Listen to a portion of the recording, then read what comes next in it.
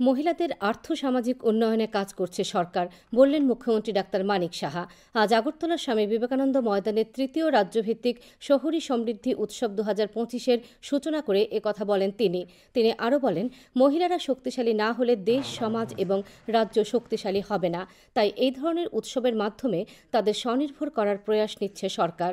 Tripura শহরী Ajeevika mission এবং নগর উন্নয়ন দপ্তরের উদ্যোগে আয়োজিত 7 দিনের এই উৎসবে স্বসহায়ক দলের 119টি স্টল খোলা হয়েছে। সরকারি স্টল রয়েছে 21টি।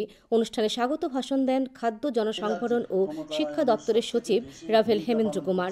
উপস্থিত ছিলেন মেয়র দীপক মজুমদার, পশ্চিম ত্রিপুরা জেলা সভাধিপতি বলাই গোস্বামী, পুর নিগমের সেন্ট্রাল জোনের চেয়ারপারসন রত্না দত্ত প্রমুখ।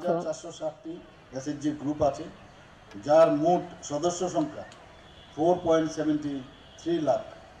রাজ্যে বর্তমানে 99,871 জন লাখপতি দিদি অলরেডি হয়ে গেছে এবং এই TRLM এর মাধ্যমে যেভাবে আমরা গ্রামীণ মহিলাদের আর্থসামাজিক উন্নয়ন করছি, তদ্রূপ আমরা TLM এর মাধ্যমে শহরে যারা দিদিরা আছেন তাদেরও আর্থসামাজিক উন্নয়ন হোক, সেই দিশায় আমরা কিন্তু কাজ করছি।